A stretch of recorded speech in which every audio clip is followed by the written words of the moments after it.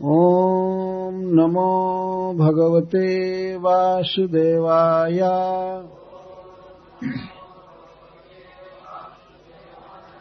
ॐ नमो भगवते वासुदेवाय।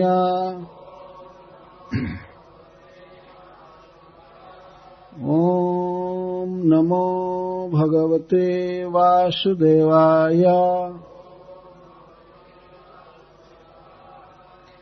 देहूतिरुवाच काचित् त्वयि उचिता भक्तिः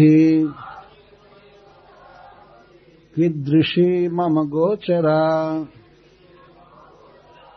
जया पदं ते निर्वाणम्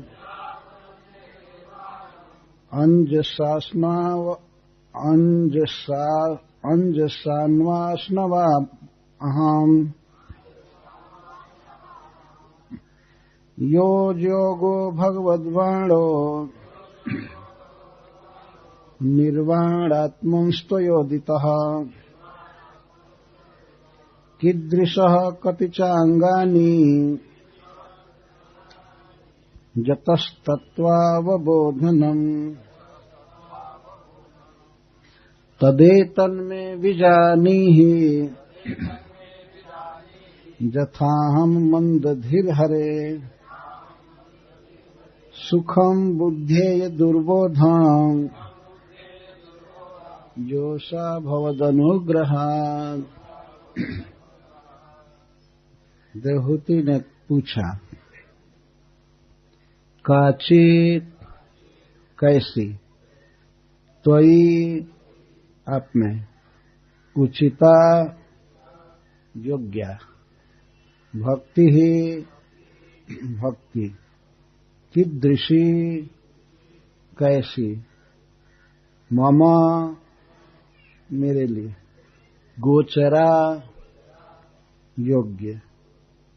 जया जिस भक्ति से पदम स्वरूप ते आपका निर्वाणम मोक्षात्मक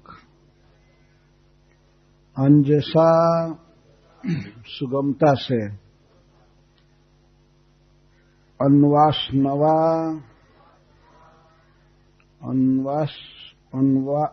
अन्वासनवई शब्द है, लेकिन आया है बाद में, इसीलिए अन्वासनवा प्राप्त कर सकूं। अहम मैं।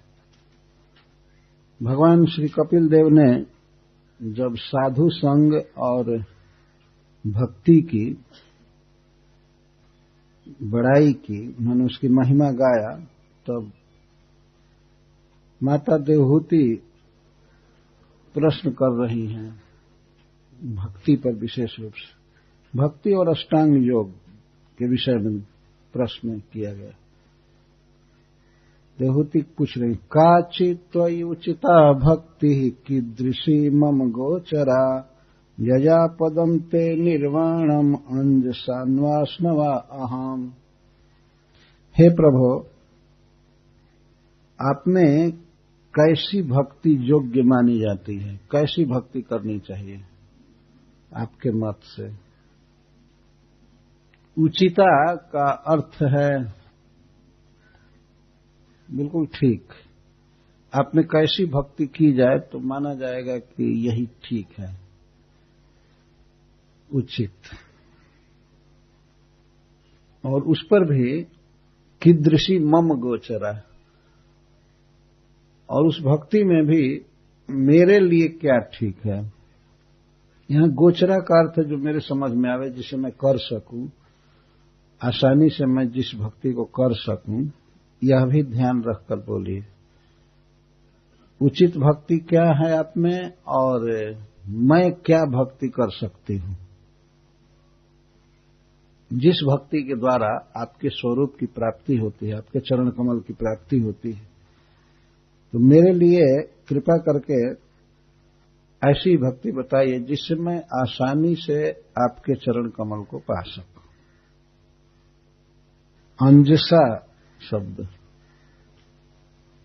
अंजसा, सुगमता से, बहुत काफी बुद्धि न लगाना पड़े, बहुत काफी परिश्रम न करना पड़े, ऐसी कौन सी भक्ति है, क्या उपाय है जिससे मैं आपसे प्रेम करूं और आपके स्वरूप को प्राप्त करूं, चरण कमल प्राप्त करूं? यह प्रश्न बहुत महत्वपूर्ण है। उचिता भक्ति का वर्णन भगवान ने किया है, आगे करेंगे। अनिमिता भगवती भक्तिर सिद्धिर गरीयस। भगवान में निष्काम प्रेम करना, बिना किसी कामना के स्वाभाविक के प्रेम बस उनकी सेवा करना, इसको उचित माना गया है, उचिता भक्ति। भगवान कपिल देव बहुत सुंदर ढंग से इसका निरूपण करेंगे और उस विषय में यह प्रश्न देवहूति का भी बहुत महत्वपूर्ण है कि कीदृशी मम गोचरा, और मैं कैसी भक्ति कर सकती हूं, मेरे लिए कैसी भक्ति योग्य है। आगे माता देवहूति ने कहा है कि आप जानते हैं मैं योषा हूं, मैं स्त्री हूं, और स्त्रियों को कम बुद्धि होती है। उनके कहने का आशय ये है, हमारी क्षमता नहीं है, स्त्री मात्र के लिए बोल रही, फिर भी कौन सी ऐसी भक्ति है जिसे हम आसानी से कर सकती हैं और आसानी से आपको प्राप्त कर सकती हैं। उस भक्ति की विशेषता बताते हैं कि भक्ति से ही आपके स्वरूप की प्राप्ति होती है। जया पदम ते निर्वाणम अंज सान्वास्नवा अहम। इससे सिद्ध हुआ कि भक्ति से ही भगवान मिलेंगे और किसी उपाय से नहीं मिलेंगे। और भक्ति क्या है, शुद्ध भक्ति क्या है, और किसी विशेष व्यक्ति के लिए कौन सी भक्ति योग्य है, इस विषय में भगवान ही प्रमाण है। भगवान जो बोलते हैं वही ठीक है।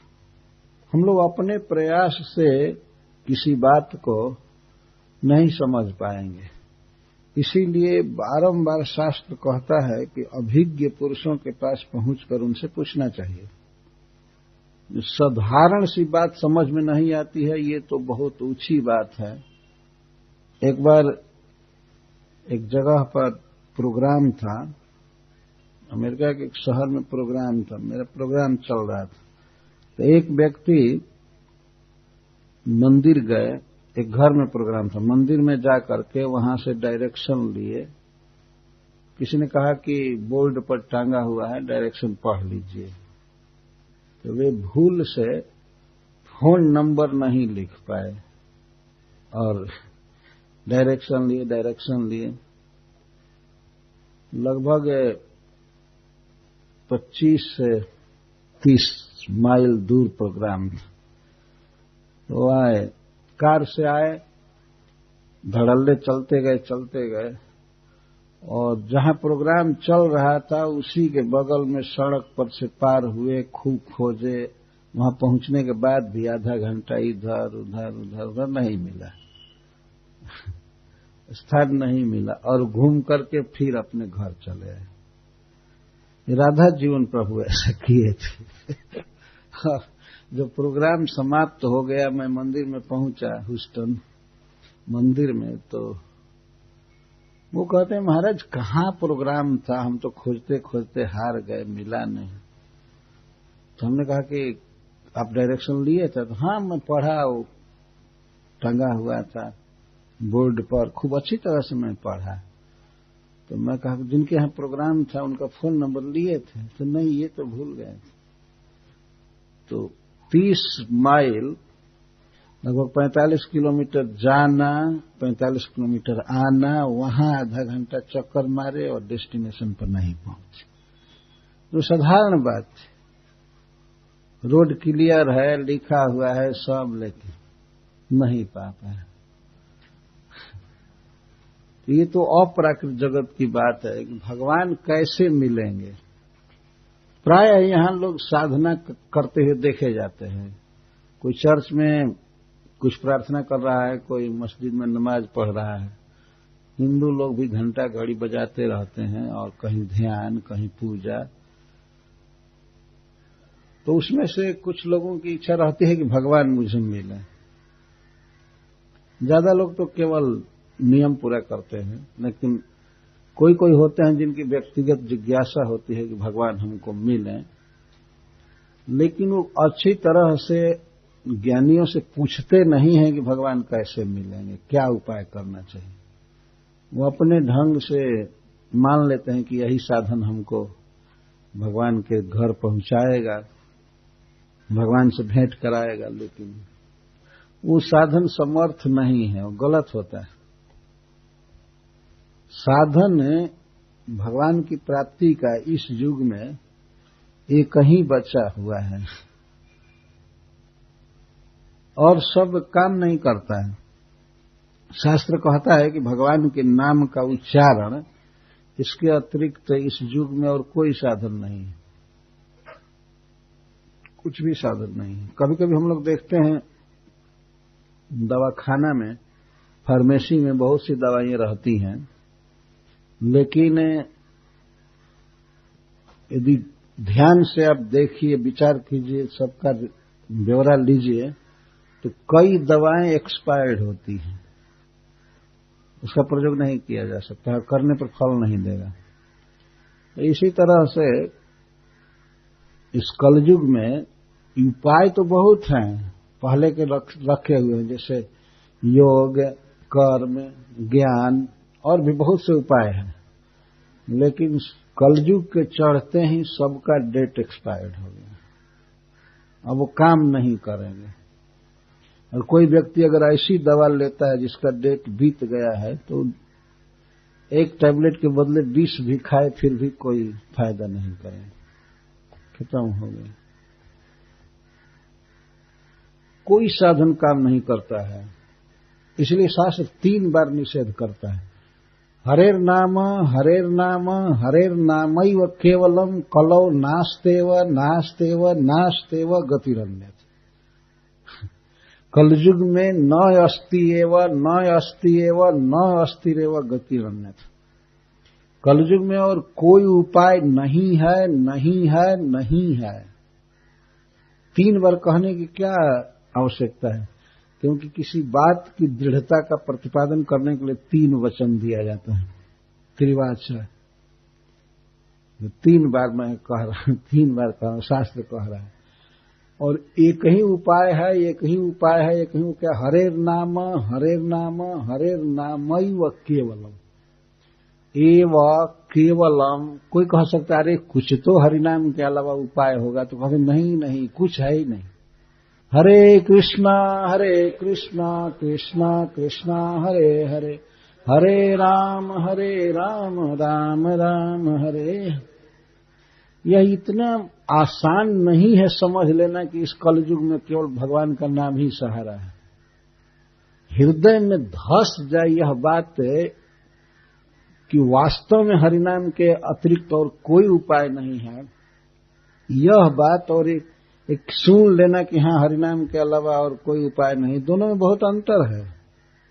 हृदय में विश्वास हो जाए, रियलाइजेशन हो जाए कि वास्तव में भगवान के नाम के अतिरिक्त और कोई उपाय नहीं है, तो मनुष्य अपना समय क्यों वेस्ट करेगा अन्य उपाय करने में। जब भी समय मिले तो भगवान के नाम का उच्चारण करेगा। सबसे बलवान साधन ये। रामचरितमानस में गोस्वामी तुलसीदास जी भगवान नाम की महिमा गा रहे हैं, तो कहते हैं कि राम नाम नर केसरी, कनक सीपु कलिकाल, जापक जन प्रहलाद जिमि दलिपाल ही सुरसाल। यह कलयुग हिरण्यकश्यप के समान है, तो भगवान का नाम नृसिंह भगवान है, और जप करने वाला व्यक्ति प्रहलाद महाराज के समान। तो प्रहलाद को हिरण्यकश्यप मारना चाहता था, वैसे ही यह घोर कलयुग किसी जीव को सदा अज्ञानी रखना चाहता है। इसकी कृष्ण भावना को नष्ट करके और इसको अधोगति में डालना चाहता। लेकिन जैसे नृसिंह भगवान प्रकट होकर के हिरण्यकश्यप को ही मार दिए और प्रहलाद की रक्षा की, उसी तरह से भगवान का नाम नृसिंह भगवान की तरह जपने वाले प्रहलाद को रक्षा कर लेगा, उसको बचा लेगा। तो माता देवहूति पूछ रही है कि आप में कैसी भक्ति करनी चाहिए और मेरे लिए स्पेशल क्या भक्ति है। कोई व्यक्ति ऐसा सोच सकता है क्या कठिन है, क्यों बार बार पूछ रही है, भक्ति का मतलब नहीं जानती है। और इतनी उन्नत स्त्री है, करदम जी की धर्मपत्नी, महाराज मनु की पुत्री और भगवान की मां, ये क्या पूछने की जरूरत है। आजकल के भक्त लोग भी ये सोचते क्या भागवत इतना सुनने की जरूरत, जान गया भगवान का नाम जपना है वो जपो, बस फ्री रहो, क्या सुनना है, क्या बाकी है जानना, ऐसी दलील देते हैं। तो बाकी तब तो देवहूति को ही है ना, और सब तो पंडित हो गए, और कोई जरूरत नहीं है। कभी कभी डायरेक्ट ऐसे लोग बोलते हैं और हमारे पास हमने सुना है कि जब जान ही गए कि सार है भगवान का नाम तो वही जपना चाहिए, अब क्या ज्यादा सुनना है। बहुत सुनने की जरूरत है, ऐसे जान नहीं गए हैं। अगर कोई व्यक्ति सचमुच में जान जाए कि भगवान नाम के अतिरिक्त कोई सहारा नहीं है और भगवान का नाम साक्षात भगवान है, तो वह तो सर्वदा जपता ही रहेगा, कीर्तन करता ही रहेगा, वो दूसरी बातों में क्यों रहेगा। लेकिन हृदय में इस बात का रियलाइजेशन नहीं हो पाता है,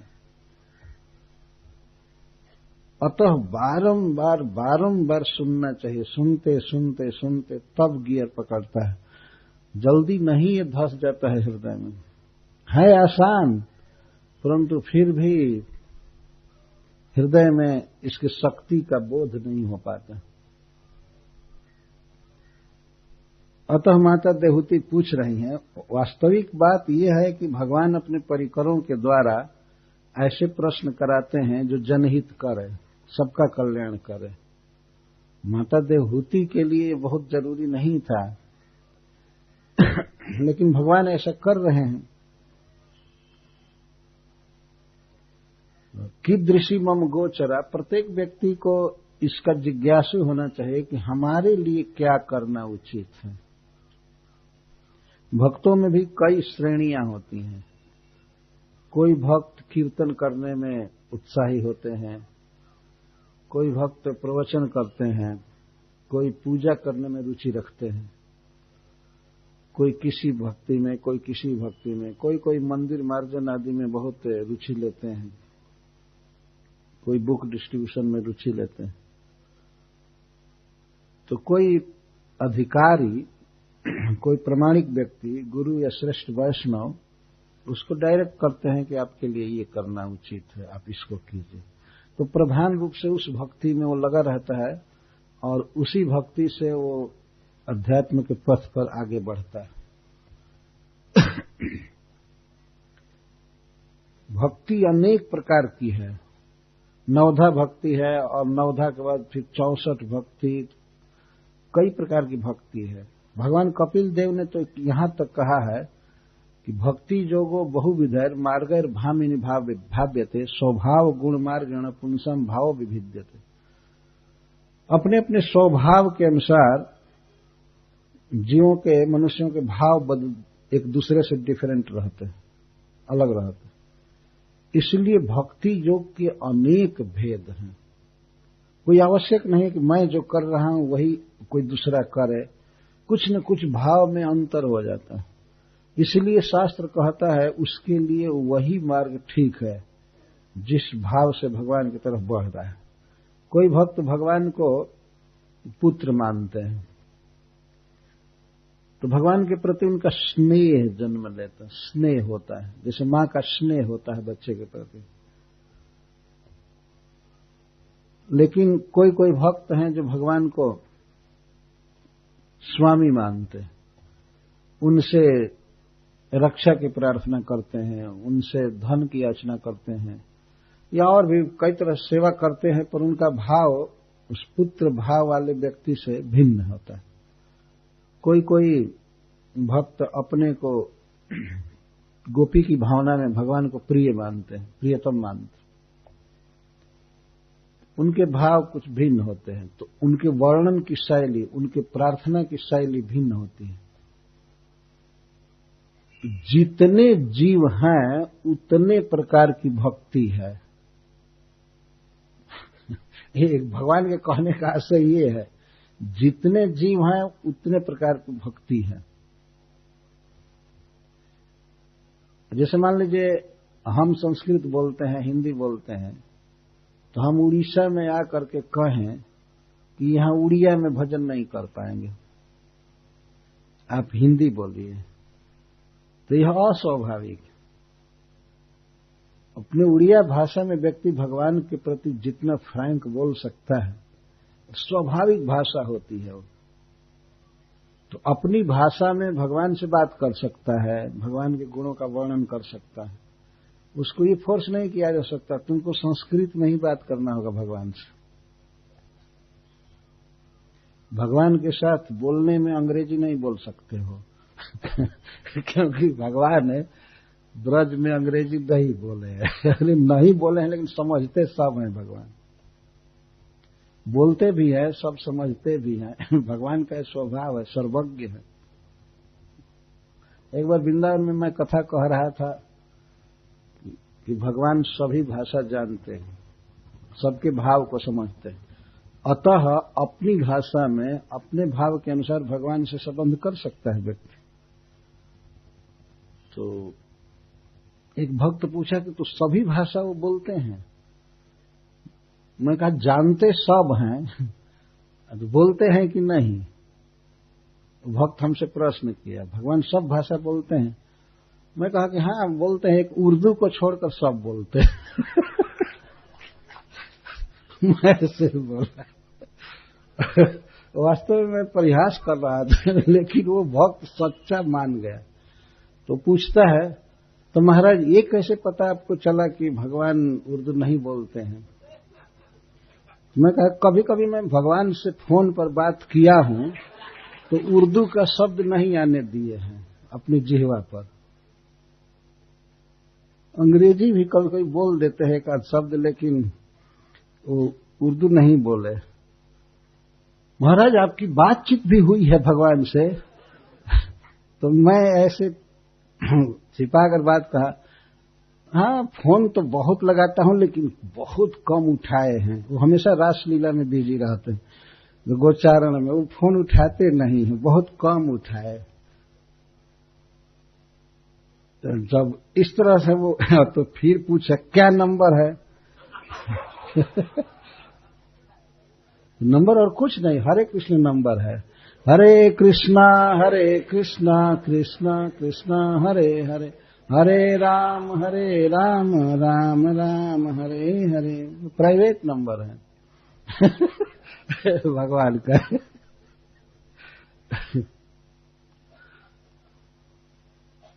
बाद में वो भक्त समझा कि अरे तो मजाक कर रहे हैं, लेकिन वास्तव में भगवान से किसी भी भाषा में बात किया जा सकता है।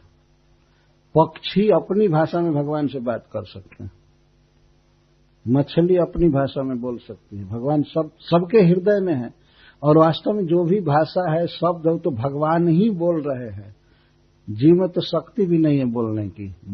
मत्तः स्मृतिर ज्ञानम अपोहनम च।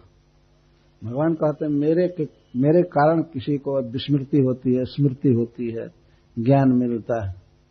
तो सब भाषा जानते हैं, लेकिन हमारा विश्वास है कि वो उर्दू नहीं बोलते हैं ये मैं ऐसे सोचता हूं कि वो बोलते नहीं है, क्योंकि एक बार एक व्यक्ति पूछ रहा था क्या कारण है कि नहीं बोलते हैं। मैं कहा कि कुछ ऐसी भाषाएं हैं जिसमें बोलने में बड़ा मेहनत पड़ता है, इसीलिए वो नहीं बोलते। तो बातचीत होने लगी कौन कौन भाषा बोलते हैं, तो मैंने वर्णन किया कि भगवान बंगला बोलते हैं, वो तो अवतार लेकर के पूरा बोले चैतन्य महाप्रभु। तो बंगला भाषा बोलने में दिक्कत नहीं, मैंने कहना ही नहीं। बंगला भाषा ऐसी भाषा है कि लगता है कि मुंह में रसगुल्ला लेकर बोल रहे हैं। रसगुल्ला लेकर के बोल रहे हैं। तो और जिज्ञासा होने लगी और भाषाओं के विषय में। तो गुजराती कैसी लगती है? तो मैं कहा कि लगता है कि मुंह में जलेबी लेकर बोल रहे हैं। अच्छा, इस तरह से ये बात होने लगी। तो होते होते कई भाषाओं पर बात हुई, तो उर्दू पर बात हुई। उर्दू कैसी लगती है? तो मैं कह दिया कि लगता है कि मुंह में कंकड़ लेकर बोल रहे हैं, खां जान सब। तो इसीलिए भगवान नहीं बोलते हैं। कौन मुंह खराब करने जाए?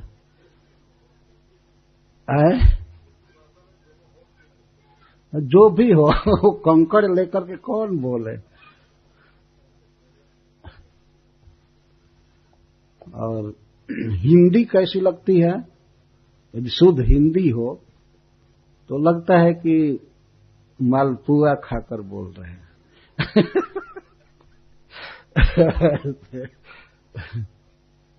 और उड़िया भाषा ऐसी है, उड़िया भाषा का तो प्रत्येक शब्द ऐसा लगता है कि जगन्नाथ जी है।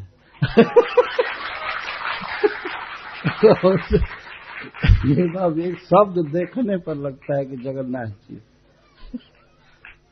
या बलदेव जी, सुभद्रा जी यही है। ऐसे वास्तव में उसकी राइटिंग ऐसी रखी गई है। इस देश के, उड़ीसा के जो इष्ट देव हैं, तो उन्हीं के स्वरूप के समान भाषा लगती है। और बोलने में भी बहुत मधुर है, बहुत मधुर। कोई पूछे ये कैसी लगती है उड़िया भाषा? तो लगता है जैसे गुलाब जामुन मुंह में लेकर बोल रहे।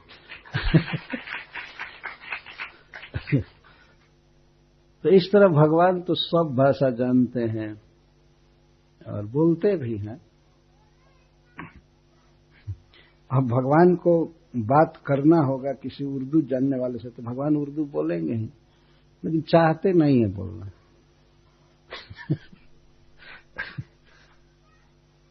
प्रत्येक व्यक्ति का सहज स्वरूप है, अधिकार है कि भगवान से संबंध कर सकता है। यदि भगवान ने उसको भिन्न देश में जन्म दिया, भिन्न भाषा दिया, भिन्न विचार दिया, कुछ दिया, तो फिर भी कृष्ण से संबंध कर सकता है। मान लीजिए कोई दूसरे देश में जन्म लिया है, वहां पर गुलाब का फूल नहीं है, कोई दूसरा फूल है, तो वो अपने समर्थ के अनुसार वो फूल भगवान को अर्पित कर सकता है। या जो शरीर भगवान ने दिया है उसी शरीर से भजन कर सकता है। ऐसा नहीं कहा जा सकता नहीं अब तुम दूसरा शरीर प्राप्त करो तब भजन करो। जो शरीर लिया है, जो स्वभाव लिया है, कायेन वाचा मनसेन्द्रियैर्वा बुद्ध्यात्मना वानुसृत स्वभावात् करोति जद जद सकलम परस्मै नारायणायति समर्पयेत्। यही है भक्ति। जो योग्यता है, जो भाषा है, जो धन है, विचार है, शरीर है, इसी को भगवान में अर्पित कर देना। यह कहना कोई अतिशयोक्ति नहीं है कि जितने जीव हैं उतने प्रकार की भक्ति है।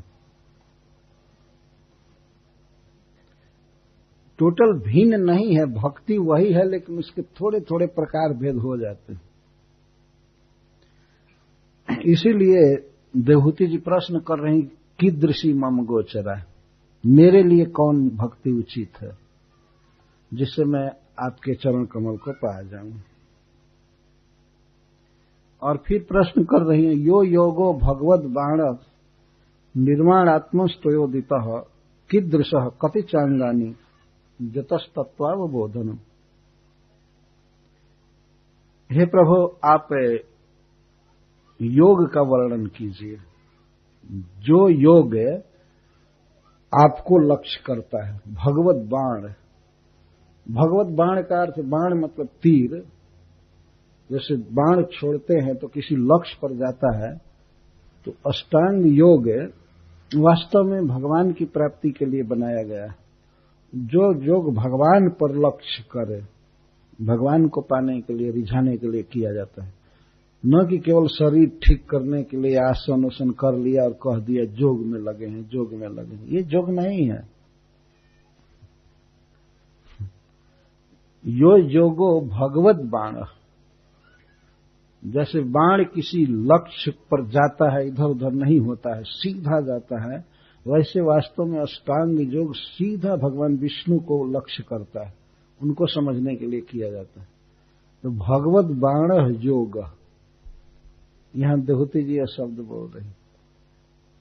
यो योगो भगवत बाण निर्वाणात्मन स्तोयोदित, हे मोक्ष स्वरूप भगवान, आपने पहले वर्णन किया कि अष्टांग योग वो आपको लक्ष्य करता है, तो कीदृश कति चांगानी। मैं पूछना चाहती हूं कि वो योग कैसा है, कीदृश, कैसे किया जाता है और उसके कितने अंग हैं। कति चांगानी, अंगानी, योग के कितने अंग हैं। ये प्रसिद्ध बात है कि योग के 8 अंग हैं, उनको अष्टांग योग कहते हैं। इसको वैष्णव योग भी श्रीपाद सनातन गोस्वामी ने क्या कहा है। वैष्णव योग है, वास्तव में भगवान की प्राप्ति के लिए किया जाता है। मन को समाहित करके और उसको भगवान के स्वरूप में लगा देना, यही योग का फल है।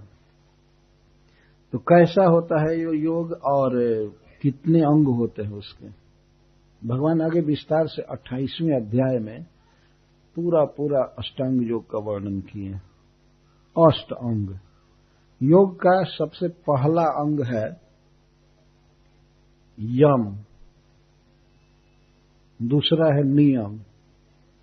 यम का अर्थ होता है कुछ बातें मना की जाती हैं, ये नहीं करना है, नहीं करना है, इसको निषेध कह सकते हैं शास्त्र की भाषा में, निषेध। जैसे श्रील प्रभुपाद जी भक्ति योग में पहले निषेध करते थे, no meat eating, no gambling, no intoxication इत्यादि, ये मना करते थे, इसको यम कहा जाता है। और नियम, स्नान करना, जप करना, शास्त्र पढ़ना, भगवान की पूजा करना, ये सब नियम आते हैं। तो योग में भी इस तरह के नियम हैं, यम और नियम। इसके बाद है आसन। यम नियम का पूरा पालन करने के बाद है आसन। आसन के बाद है प्राणायाम। ये 4 अंग हुए। और प्राणायाम के बाद प्रत्याहार। प्रत्याहार का अर्थ है भगवत शून्य या भगवान से भिन्न विषयों से अपने मन को लौटाना, बार बार कोशिश करके उससे मुक्त होना, छोड़ना, चिंतन नहीं करना, वर्णन नहीं करना, और सब इसको कहते हैं प्रत्याहार। प्रति आहार, लौट लेना, ग्रहण नहीं करना। और प्रत्याहार के बाद है धारणा। धारणा का अर्थ है भगवान के रूप की धारणा करना, अपने मन में भगवान के रूप का चिंतन करना बारंबार। मन जाएगा विषयों में तो वहां से लौटाना प्रत्याहार कहा जाता है। और भगवान के स्वरूप की धारणा, ध्यान करना, उसको धारणा कहा जाता है। भगवान के चरण कमल में मन को रखना, भगवान के मंद मुस्कान में मन को रखना, पीताम्बर में, 4 भुजाओं में, उनके मुकुट में, उनके वक्षस्थल में, उनके हंसी में बारंबार मन भागेगा, लेकिन उसको ला ला करके भगवान के अंगों में समाहित करना, इसको धारणा कहते हैं। और इसके बाद है ध्यान। धारणा जब परिपक्व हो जाती है तो उसी को ध्यान कहा जाता है। ध्यान का अर्थ है कि अब मन स्थिर होने लगा भगवान के चिंतन में, और भगवान की लीलाओं की भी धारणा हो रही है। भगवान का चलना, हंसना, गोवर्धन उठाना, गोचारण करना, या और भी अनेक प्रकार की लीलाएं मन में आने लगती हैं, और मन स्वाभाविक आकृष्ट होता है, इस पर जोर नहीं लगाना पड़ता, तो उसको ध्यान कहते हैं। और इसके बाद है समाधि। समाधि का अर्थ है अन्य सब का विस्मरण और भगवान के रूप में, लीला में मन का अविचलित रह जाना। कितने देर तक? शास्त्र कहता है अगर 3 मिनट तक मन अखंड भगवान में रह जाए तो इसको समाधि कहते हैं। मन इतना चंचल है कि 3 सेकंड भी नहीं रह पाता है। 3 मिनट तक अगर एकनिष्ठ होकर के भगवान में रह जाए तो माना जाता है समाधि होगी। जो 3 मिनट किसी व्यक्ति का मन भगवान में अखंड रम जाए तो वह पूरा पूरा रमा सकता है, इतनी समर्थ आ जाती है उसमें। तो इस 8 अंग वाले योग को योग शब्द से विहित किया था अथवा अष्टांग योग कहा जाता है। माता देवहूति इसके विषय में भी प्रश्न कर रहे कीदृश कैसा होता है और कितने अंग होते हैं उसके यतस्तत्वावबोधनम। तो भगवान यदि पूछें कि ये क्यों पूछ रहे हो योग के विषय में, तो माता देवहूति कहती है कि योग करने से तत्व का साक्षात्कार होता है। तत्वावबोधनम का अर्थ है आपका ज्ञान प्राप्त होता है। भगवान में जब तक मन नहीं रमेगा तब तक भगवान का ज्ञान हो नहीं पाएगा, अनुभव हो नहीं पाएगा। तो आपका अनुभव होता है योग से। तदेतन में विजानीहि जथाहम मंदधीर हरे सुखम बुद्धेय दुर्बोधम जोषा भवदनुग्रह। भक्ति और योग के विषय में जो मैं प्रश्न की हूं, तद एतद विजानीहि विशेषण ज्ञापय, आप कृपा करके विशेष तरह से कई शब्दों में वाक्यों में विस्तार से हमें समझाइए, जिससे मैं समझ जाऊं ऐसी रीति से समझाइए। जथा मंद धीर हरे, हे हरे, हे भक्तों का दुख हरने वाले। आप जानते हैं मैं स्त्री हूं और स्त्रियां मंद भी होती हैं, बुद्धि कम होती है स्त्री को। तो आप वर्णन इतना सरल कीजिए कि मेरी जैसी मंद बुद्धि स्त्री भी समझ जाए। जैसे मान लीजिए कोई व्यक्ति अगर बहुत नीचे बैठा है और कोई व्यक्ति उसको उठाना चाहता है, साधन बहुत ऊंचा रखा ऊंचे पर, तो वो अपने को झुकाएगा झुकाएगा झुकाएगा जिससे कि वो वहां चढ़ जाए। इतना सरल बनाकर कहिए, इतने ढंग से कहिए कि हमारे समझ में आ जाए। जब सुखम बुद्धेय, जिसे मैं आसानी से सुख से समझ जाऊं, अर्थात हमें मानसिक व्यायाम न करना पड़े, ठीक से मैं समझ जाऊं, इतनी सरल भाषा में बताइए और पूरा पूरा बताइए व्याख्या के साथ, तो मैं समझ जाऊं। ये बहुत सुंदर बात कह रही, ऐसे समझाना चाहिए। किसी सभा में वक्ता को ये नहीं दिखाना चाहिए कि मैं बहुत बड़ा विद्वान हूं और खूब वक्तृत्व कला दिखावे, और समझने वाला जो सुन रहा है कुछ भी न समझ में आगे उसे। एक बार हमारे गांव से एक व्यक्ति गया था एक यज्ञ में, तो वहां प्रवचन चलता था। काशी से, अयोध्या से, कहां से लोग आए थे प्रवचन करने वाले। तो मैं पूछा कहाँ गए थे, तो यज्ञ हो रहा था, प्रवचन हो रहा था, वहां गया था। बहुत सुंदर प्रवचन हो रहा था। वो कह रहे बहुत सुंदर, बहुत श्रेष्ठ कोटि का प्रवचन हो रहा था। तो मैं कहा कि प्रवचन में से कोई बात समझाए, जरा बताइए क्या अच्छा लगा आपको। तो वो कहते हैं, अरे इतना ऊंचा प्रवचन था कि मेरे समझ में कुछ आया नहीं। हम कैसे समझ सकते हैं, अब हम पढ़े लिखे हैं नहीं। प्रवचन इतना हाई क्लास का हो रहा था कि एक शब्द मेरे समझ में नहीं आया। तो मैं कहा जब ये समझ में ही नहीं आया कि क्या बोला जा रहा था, हाई क्लास का हो रहा था कि लो क्लास का, ये कैसे जान गए। तो उतने लोग जुटे थे, सब सुन रहे थे, तो मैं समझा कि बहुत ऊंचा प्रवचन हो रहा है। पर हमारे समाज में कुछ नहीं आया। तो ऐसा प्रवचन नहीं होना चाहिए, हाई क्लास का प्रवचन जो श्रोता के समझ में बिल्कुल न आए। तब तो ऐसे पक्षी भी बोलते रहते हैं और समझ में नहीं आता है, तो उसको मान लिया जाए कि हाई क्लास का ज्ञान का प्रवचन हो रहा है। जो न समझ में आवे वही हाई क्लास का है। लेकिन माता देवहूति कहती हाई क्लास का प्रवचन मत कीजिए, वो बिल्कुल लो क्लास का दीजिए, जिससे मैं लो स्टैंडर्ड की औरत समझ जाऊं उसको। हमको समझाइए ठीक तरह से। किसी भी व्यक्ति को सच्ची बात बतानी चाहिए शास्त्र की, वो समझ जाएगा। लेकिन और आडंबर करके और संस्कृत के तत्सम शब्दों का प्रयोग करते हुए लंबा लंबा वाक्य बोले तो समझ में नहीं आता। और कभी कभी वक्ता भ्रम में पड़ जाता है। वक्ता समझता है कि बहुत श्रद्धा से व्यक्ति सुन रहा है, बहुत श्रद्धा से सुन रहा है। तो कथा कहते, एक बार एक पंडित जी कथा कह रहे थे कथा, तो बहुत देर तक कथा कहते रहे। सब लोग धीरे धीरे चले गए, लेकिन एक व्यक्ति बैठा रहा। तो पंडित जी अंत में कहे कि धन्य हो तुम, सब लोग चले गए लेकिन तुम कथा में मन लगाए हो, सुन रहे हो, धन्य है, तुम्हारी बहुत रुचि है कथा में।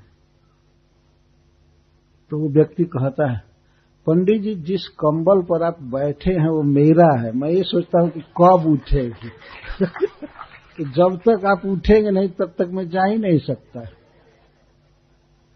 तब पंडित जी को यह आभास हुआ कि कितना पक्का श्रोता है।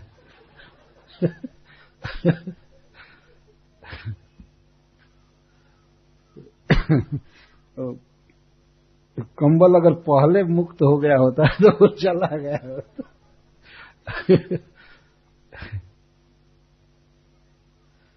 संसार में बहुत प्रवचन होते हैं, कथाएं होती हैं।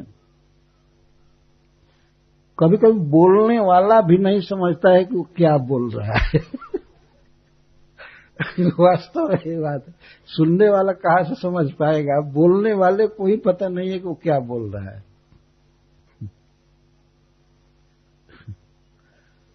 क्या बोल रहा है? बोलने वाले को तो कम से कम समझ लेना चाहिए कि मैं क्या बोलने जा रहा हूं, मेरा उद्देश्य क्या है, इससे किसका हित होगा या अहित होगा, क्या होगा। वैसे भी अगर मनुष्य क्रोध में हो जाता है तो उस समय जो बोलता है तो वो जानता भी नहीं है कि क्या बोल रहा है। क्रोध से उसका विवेक नष्ट हो जाता है और बहुत अटपटांग बात बोलता है, गाली देता है। क्रोध शांत होने के बाद तब क्षमा मांगता है, सॉरी में से गलती हो गई, ये हो गया वो। तो अध्यात्म के विषय में खूब अच्छी तरह से श्रवण करना चाहिए। जो व्यक्ति श्रवण करता है गुरुजनों से, वही ठीक से वर्णन कर सकता है। जिसका जितना ही इनपुट अच्छा होगा तो आउटपुट उतना ही अच्छा करेगा। कुछ सुन करके ग्रहण किया है हृदय में तो उसको फिर मुंह से निकालेगा। तो एक प्रकार से माता देवहूति एक दिशा निर्देश कर रही हैं कि किसी का वक्तव्य अध्यात्म के विषय में इतना सरल होना चाहिए, इतना प्रैक्टिकल होना चाहिए कि कोई भी व्यक्ति समझ जाए। ऐसा नहीं बोलना चाहिए कि कुछ लोग समझे और बाकी बच्चे, स्त्री और लोग न समझ में आए, उनको न समझ में आए। भाषा भनित भूति भल सोई, सुरसरी सम सब कर हित होई। तुलसीदास जी कहते हैं कि भाषा और भनिति का अर्थ है कविता, और भूति धन, वही अच्छा है जो गंगा जी की तरह सबको सुखद हो, सबको सुलभ हो। यदि गंगा जी में जाए कोई बहुत बड़ा पढ़ा लिखा व्यक्ति, संस्कृत का जानकार, वेदांत जानने वाला, और वो पानी पिए,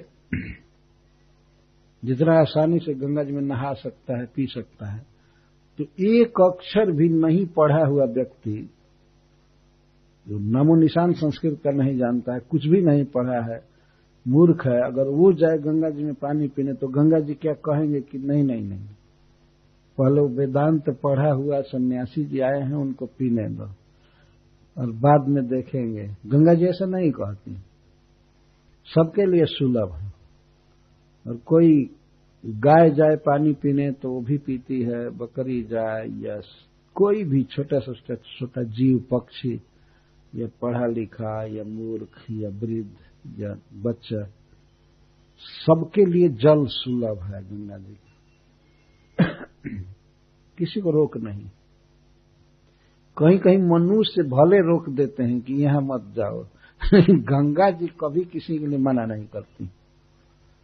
इस तरह से जिस पुरुष के धन को सब लोग भोग सके वही धन ठीक है, जो सबको मिले। एक जगह पर कहा गया है कि बहुत साहित्यिक भाषा में कि व्यक्ति को अपनी विद्या, ज्ञान और धन को सर्वसुलभ बना देना चाहिए। बहुत भद्दा शब्द का प्रयोग किया गया है। अपनी विद्या को, अपने ज्ञान को और अपने धन को वेश्या बना देना चाहिए, ऐसा कहा। सब लोग भोगे उसको, मतलब धन को ऐसे बना देना चाहिए। धन तो वास्तव में है लक्ष्मी जी, लेकिन देने के विषय में कभी कहता है कि उसको सर्व सुलभ करना चाहिए। जो भी चाहे, जो भी भोगे भोगे, जो यदि उसको जरूरत है। धन को हमेशा बस बैंक में रखो और इधर करो, ये करो, नष्ट कर देगा।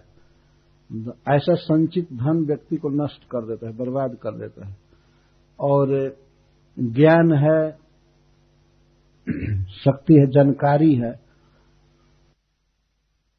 फिर भी कुछ लोग मौन ले लेते हैं, बोलते ही नहीं है, समाज का उपकार नहीं करते।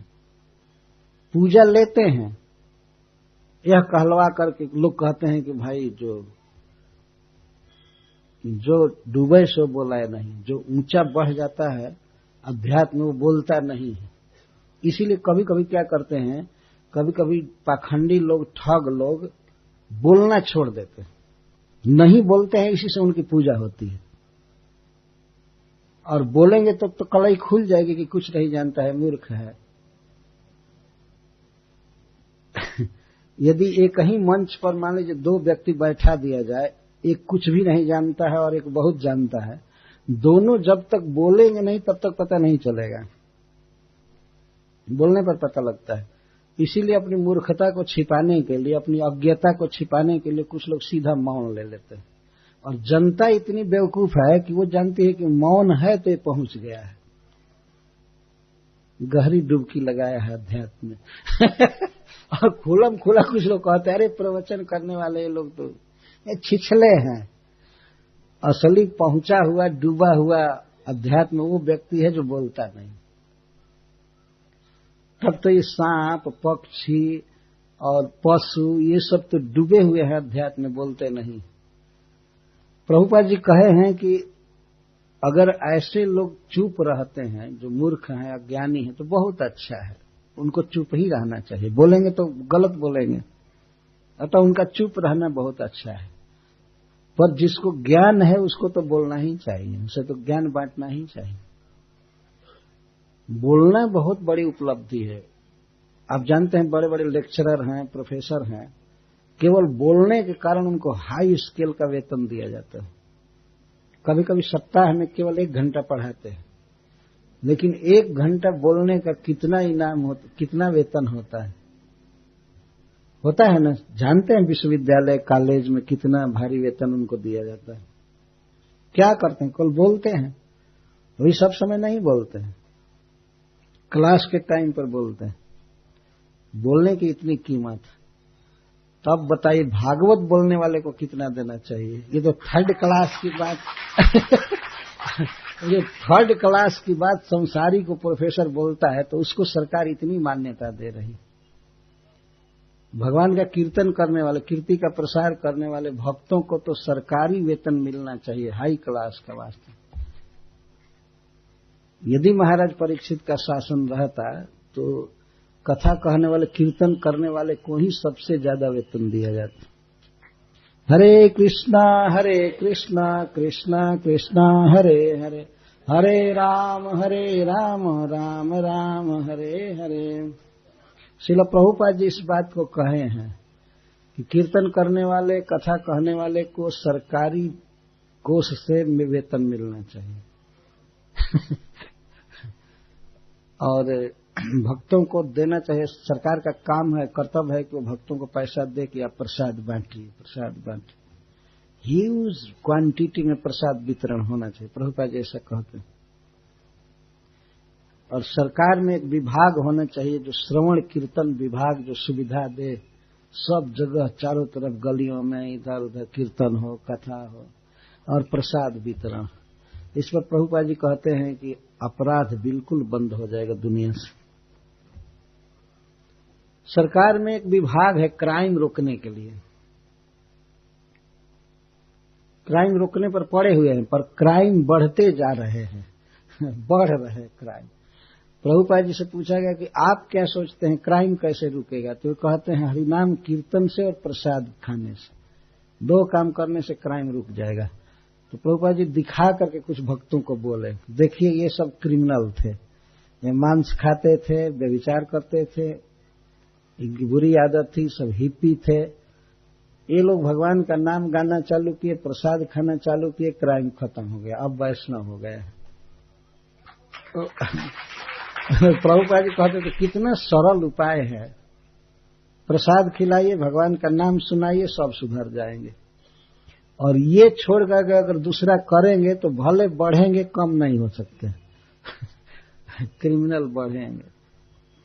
हरे कृष्णा कृष्णा कृष्णा हरे हरे, हरे राम राम राम हरे हरे। तदेतन में बीजानिहि जथाहम मंद धीर हरे, सुखम बुद्धेय दुर्बोधम जोसा भवद अनुग्रहात्। हे प्रभु, आप इन सब बातों को इस रीति से सरल भाषा में सरल ढंग से बताइए जिससे मैं मंद बुद्धि स्त्री होते हुए भी इसको सुखम बुद्धेय सुख से समझ जाऊं, आसानी से समझ जाऊं, इस तरह से हमें समझाइए। मैं स्त्री हूं, आप कृपा करके हमारे लिए प्रवचन कीजिए, समझाइए। श्रील प्रभुपाद जी कहते हैं कि आध्यात्मिक जीवन में नम्रता बहुत बड़ा गुण है। यद्यपि देवहूति बहुत उन्नत महिला है, बहुत बड़ी है, लेकिन इतनी नम्रता उसमें है कि मैं मंद बुद्धि हूं, मंद धी, और मैं स्त्री हूं। ये सहज जो नम्रता है, नम्रता भूषण है व्यक्ति का। महारानी कुंती में भी यही नम्रता थी। वो कहते तथा परमहंसा नाम मुनीनाम अमलात्मनाम भक्ति योग विधानार्थम कथम पश्येम हि स्त्री। हे प्रभु, हे श्री कृष्ण, आप अवतार लेते हैं तो अमलात्मा मुनियों को, ज्ञानियों को भक्ति योग की शिक्षा देने के लिए अवतार लेते हैं, पर इस बात को हम स्त्रियां कैसे समझ सकते हैं? कथम पश्येम हि स्त्रियः, हम स्त्रियां कैसे जान सकती हैं? आपको तो अमलात्मा मुनि लोग, परमहंस लोग जान सकते हैं, हम स्त्रियों का कहां भाग्य है कि हम आपको समझ पाए। जो स्त्री पूर्णतः कृष्ण को समझ चुकी है, कृष्ण का परम भक्त है, कृष्ण उसके स्नेह के अधीन है, उसको बुआ कहते थे, चरण छूकर प्रणाम करते थे, देवकी की तरह मानते थे कुंती को भगवान, और वो स्त्री कहती है कि हम कैसे आपको समझ सकते हैं? आप तो परमहंसों की बुद्धि में आ सकते हैं, अमलात्मा मुनियों की बुद्धि में आ सकते हैं, हम लोग कैसे समझ सकते हैं? इस तरह की बात बोलती है। जो व्यक्ति जितना ही नम्र होता है, उस पर बड़े लोगों की कृपा उतनी ही बरसती है। जैसे पानी हमेशा खाल जमीन पर, निम्न भूमि पर ही बहता है, उसी तरह से भगवान की कृपा और संतों की कृपा नम्र व्यक्ति पर ही ढलती है, और अभिमानी पर कृपा नहीं हो पाती है। क्योंकि कृपा एक द्रव जैसा है, जैसे ऊंचा टीला है, ऊंची भूमि है, तो पानी ऊपर नहीं चढ़ेगा, चढ़ ही नहीं सकता है। तो कोई बहुत यंत्र फिट करके नल द्वारा फोर्सली ऊपर चढ़ाया जाता है, लेकिन स्वाभाविक जो पानी की धारा है वो निम्न भूमि पर जाती है। तो बहुत बहुत गुण होते हुए भी जो नम्र है, सहज नम्र, उन पर सबकी कृपा होती है, सबका आशीर्वाद होता है। देवहूति जैसी महान महिला इस तरह से कहे कि मैं स्त्री हूं और मैं मंद धी हूं, मंद बुद्धि हूं, आप इस तरह से समझाइए कि मैं सुख से इसको समझ जाऊं। बहुत सुंदर प्रश्न कर रही है। तब श्री भगवान बताते हैं, काचित तो उचिता भक्ति का पहले उत्तर देते हैं। भगवान की भक्ति कैसे करनी चाहिए।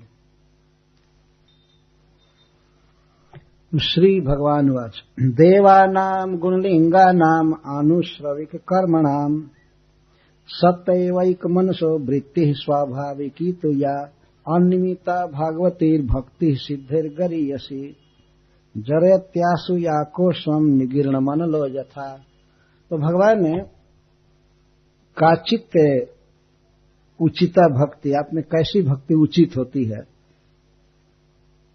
क्या ठीक है, ये बताइए। तो भगवान बता रहे हैं उत्तमा भक्ति के लक्षण, सर्वश्रेष्ठ भक्ति क्या है। माता देवहूति के प्रश्न के उत्तर में ही फर्स्ट क्लास की भक्ति बता रहे हैं।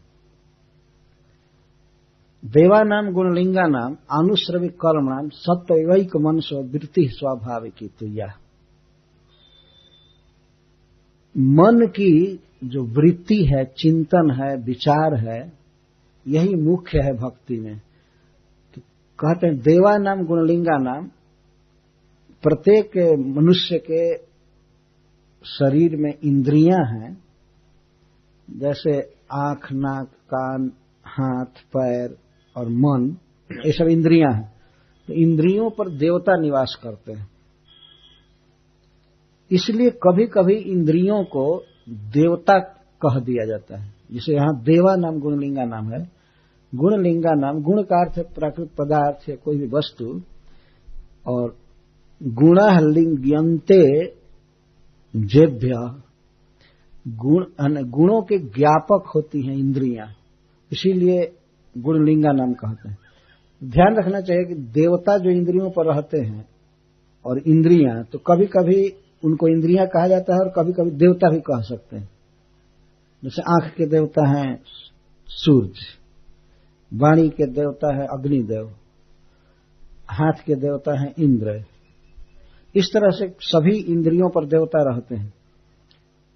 तो इनको ऐसे कहेंगे जब इंद्रियों की स्वाभाविक वृत्ति भगवान हरि के तरफ धावित हो, अनिमित्ता, निष्काम भाव से, किसी कामना से नहीं, किसी वासना से नहीं, कुछ प्राप्त करने के लिए नहीं, स्वाभाविक भगवान कृष्ण में जब इंद्रियों की वृत्ति जाए, मन की वृत्ति स्वाभाविक जाए, कृष्ण में धावित हो, चाहे उनके सौंदर्य से आकृष्ट होकर के या स्वर से, जैसे तैसे भगवान प्रिय लगने लगे अपने आप, तो स्वाभाविक जो मन की वृत्ति भगवान में धावित होने लगे। स्वाभाविक का क्या अर्थ है? स्वाभाविक का अर्थ है अयत्न सिद्धा, यत्न न करना पड़े। जैसे उदाहरण देते हैं श्रील रूप गोस्वामी पाद, जैसे कोई युवक व्यक्ति है, उसका मन किसी युवती में बिना किसी ट्रेनिंग के ही चला जाता है, उसके लिए वो ट्रेनिंग नहीं लेता है, स्वाभाविक बिना यत्न किए उसकी चित्तवृत्ति जाती है, उसकी आंखें जाती हैं। इस तरह से भगवान श्री कृष्ण में जिसके मन की वृत्ति अयत्नतः चली जाती है, उसी में रमी रहती है। सत्वेव, विशुद्ध सत्व विग्रह, भगवान में जिसके मन की वृत्ति स्वाभाविक लगती है और निष्काम भाव से, यही है उत्तमा भक्ति और यही है उचित भक्ति। यह भक्ति सिद्धिर्गरीयसी, सिद्धि से, मुक्ति से बहुत बढ़ करके है। इस प्रकार मन भगवान में लग जाना, रम जाना, ये मुक्ति से गरीयसी, श्रेष्ठ। तो प्रश्न होगा कि आखिर मुक्ति तो मिलनी चाहिए। तो भगवान कहते हैं जरयत्यासुया कोशम निगीर्ण मनलो जाता। मुक्ति तो अपने आप मिल जाती है भक्त को। मुक्ति का क्या अर्थ है? मुक्ति का अर्थ है कर्म बंधन का क्षीण हो जाना, कर्म बंधन समाप्त हो जाना। तो यह जो भक्ति है कर्म बंधन को उसी तरह से जीर्ण कर देती है, समाप्त कर देती है, जैसे निगीर्णम अन्नम अन्नल। हम लोग खाते हैं, भोजन करते हैं, बाहर पकाते हैं, फिर भोजन करते हैं, लेकिन भोजन करते हैं, पेट के अंदर रख लेते हैं, तो उसे पचाने के लिए अब कोई उपाय नहीं करते। कोई कोई लोग कभी कभी पाचक खाते हैं वो तो दूसरी बात है। पाचक लेते हैं, वो क्या क्या हर्रे या और चीज कुछ खाते हैं, लेकिन स्वाभाविक है भोजन करने पर भीतर ऐसी व्यवस्था है पेट में, अनल जठरानल है जो पचा देता है अन्न को, अपने आप जरयति जीर्ण कर देता है। खाना भर काम करते हैं हम लोग, अब पचाने के लिए कोई भीतर प्रवेश करके उपाय नहीं करते हैं। ये पचाने के लिए बिजली का करंट दीजिए, भीतर कोई और स्टोव चलाइए या आग जलाइए, ये कीजिए, कुछ करना नहीं पड़ता, स्वाभाविक अन्न पच जाता है। तो उसी तरह से जो व्यक्ति भक्ति करता है तो स्वाभाविक ही कर्म बंधन क्षीण हो जाता, खत्म हो जाता। और कर्म बंधन क्षीण हुआ तो मुक्त हुआ जीव, मुक्ति अपने आप मिल जाती है। कहने का आशय मुक्ति आनुषंगिक फल है भक्ति का, प्रधान तो फल है भगवान में प्रेम होना, लेकिन आनुषंगिक फल है। जैसे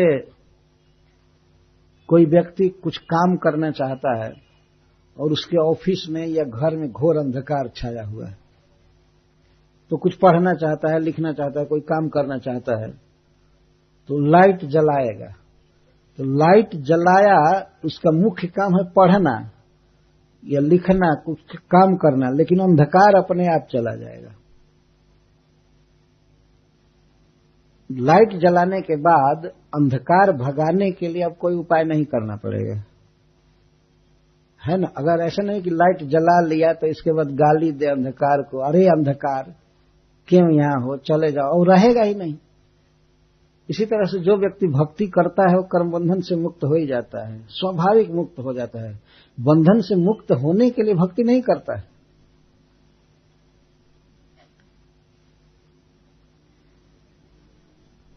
तो इसी प्रकार से भक्ति करने पर जैसा निगीर्णम अनलः,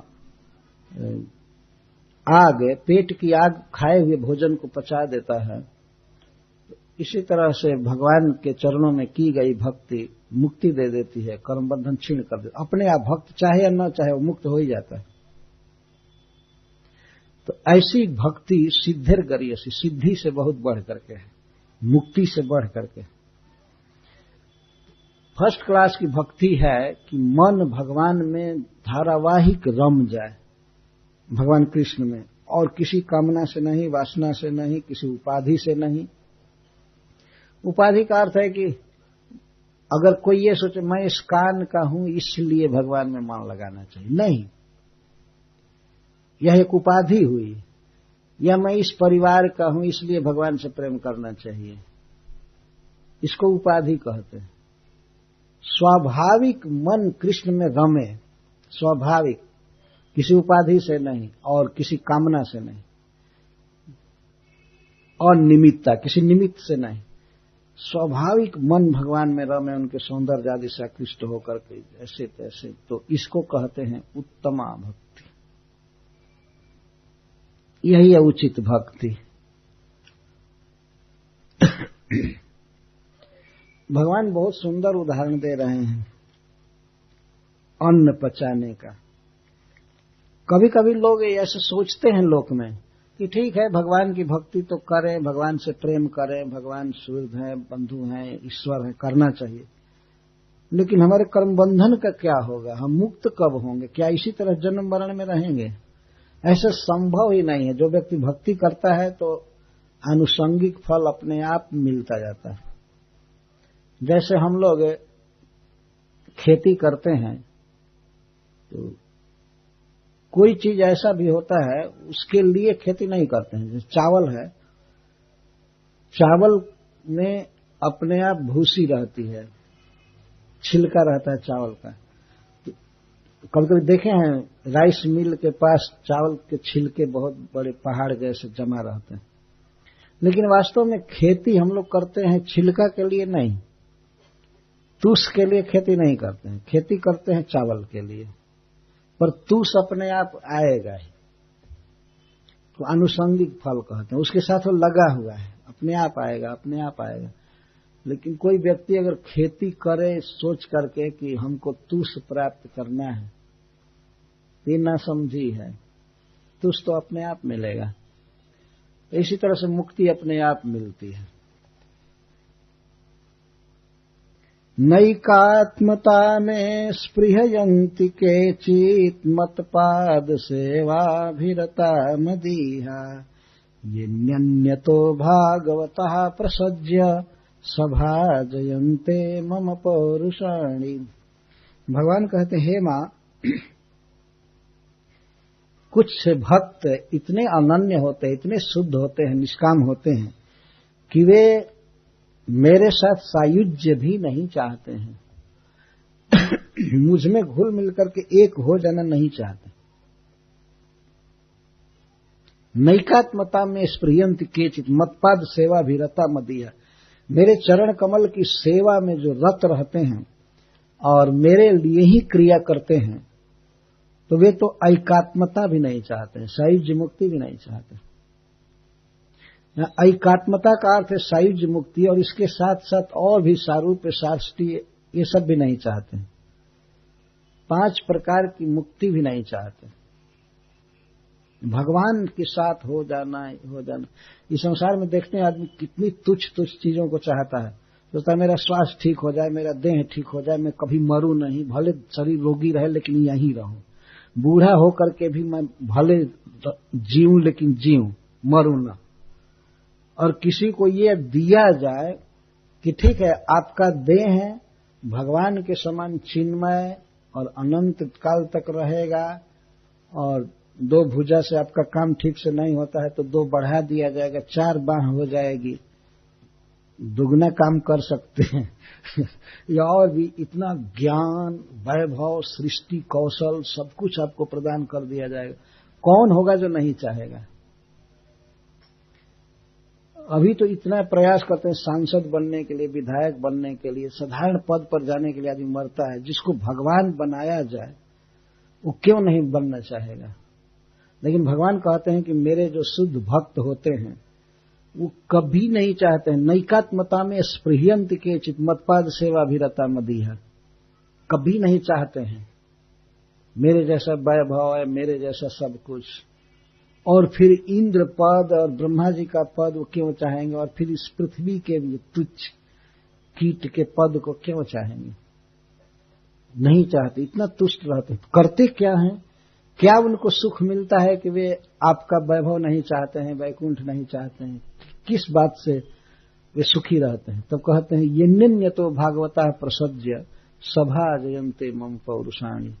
उनके जीवन का एक ही काम रहता है, उसी में उनको तुष्टि रहती है, उसी में खुशी रहती है कि आपस में जुट करके मेरी लीलाओं का श्रवण और कीर्तन करते हैं। सभा जयन्ते मम पौरुषाणि, मेरी बहुत सी लीलाएं हैं, लीलाओं में ही उनकी आसक्ति होती है, उसी को गाते रहते हैं, सुनते रहते हैं, प्रशंसा करते रहते हैं। यन्यन्य तो भागवतः प्रसज्य सभा जयन्ते मम पौरुषाणि, मेरी लीलाओं का स्वागत करते हैं। स्वागत का अर्थ है कि मेरे कर्मों को, मेरी लीलाओं को ही सबसे ज्यादा महत्व देते हैं। उनको इतना सुख मिलता है श्रवण कीर्तन में कि वे वैकुंठ भी नहीं चाहते हैं, सायुज्य नहीं चाहते, सामीप्य, साष्टि, सालोक्य ये सब नहीं चाहते। तो सबसे बड़ा सुख है भगवान का कीर्तन, भगवान की कथा। कई बार इस प्रसंग में भगवान कपिल देव इस बात को कह रहे हैं। आखिर कोई बहुत बड़ा सुख मिलता है तब तो उसके आगे वे वैकुंठ के वैभव को भी नहीं चाहते हैं। तो ये सुख है। यन्यन्य तो भागवतः प्रसज्य सभा जयन्ते मम पौरुषाणि। यदि भगवान के गुणों का वर्णन करना हुआ तो लगता है उनको कई जिह्वा प्राप्त हो गई है, और सुनने का अवसर मिलता है तो भागवत पुरुषों को ऐसी अभिलाषा होती है कि हे भगवान मेरे रोम रोम में कान हो जाए। जैसे पृथु महाराज से भगवान ने कहा कि वर मांगो, मैं सब कुछ दे सकता हूं। तो पृथु महाराज कहते हैं कि उन वरों को लेकर के क्या करूंगा जो सूकर कुकर आदि को भी मिला हुआ है। यदि विषय भोग मांगा जाए तो नारकी योनियों में भी प्राप्त है। यदि आप हमको वास्तव में वर देना चाहते हैं तो मुझे 10,000 कान दीजिए, जिससे मैं आपकी कथाओं को खूब अच्छी तरह से सुन सकूं। ये भगवान से प्रार्थना।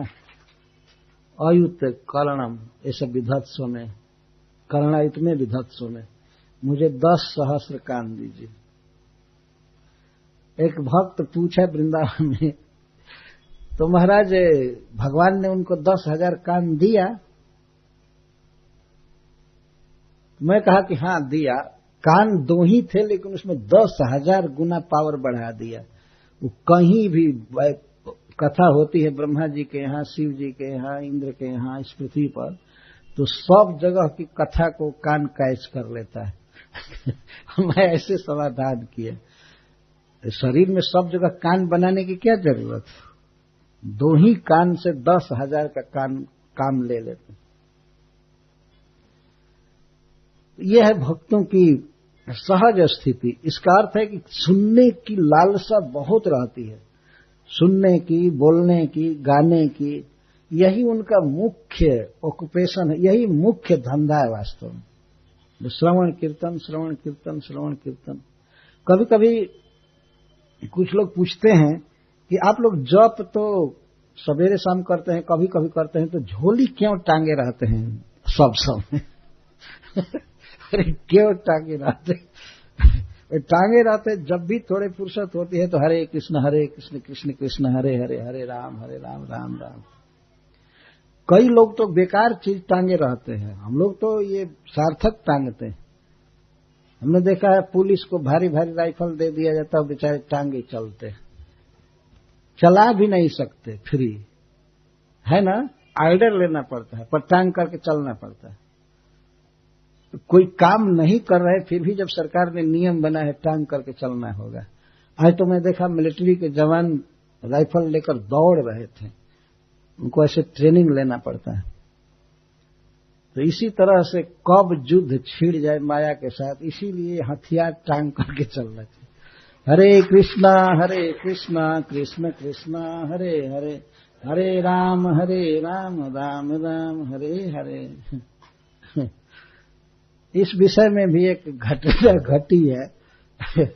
इस सागर की बात, मध्य प्रदेश में एक सागर शहर है, वहां पर एक डॉक्टर साहब हैं, वो जप करते हैं बहुत अच्छी तरह से। तो हमको एक जगह अपने घर ले जाने के लिए एक प्रोफेसर आए थे सागर विश्वविद्यालय से, मेरा प्रोग्राम किए थे अपने घर पर। तो डॉक्टर साहब के घर पर वो आए, मैं जहां रुका था, तो वो अपनी जीप लेकर के आए थे कि ले चलेंगे महाराज। तो मैं बैठ गया जीप में, फिर डॉक्टर साहब आए बैठने के लिए, तो माला झोली भूल गए थे। तो कहते हैं बैठने से पहले फिर घर जाने लगे, तो कहे, वो पूछे प्रोफेसर साहब कहाँ जा रहे हैं? तो कहे कि जरा मैं अपना राइफल ले लूं। तो वो प्रोफेसर तो सूख गया सुन करके, राइफल लेकर के एकदम उनका चेहरा उड़ गया कि भाई ये राइफल लेकर क्यों चल रहे हैं, किसी के साथ झगड़ा करेंगे, मारेंगे या हमको मारेंगे। उनको बहुत चिंता हो गई, एकदम हक्का वक्का हो गए। हमसे कहते हैं महाराज जी राइफल लेकर क्यों चल रहे, क्या जरूरत, उनको मना कीजिए। लेकिन मैं समझ रहा था कि राइफल का क्या होता, तो मैं कहा लाने दीजिए, उनका राइफल लाने दीजिए, आप घबराइए मत।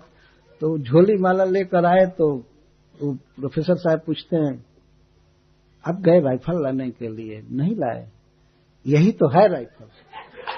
तब उनके जी में जी पड़ा को, तब लगे कहने डॉक्टर साहब मेरा तो होश उड़ गया था कि हमको मारेंगे कि हमारी पत्नी को मारेंगे, क्या बात है।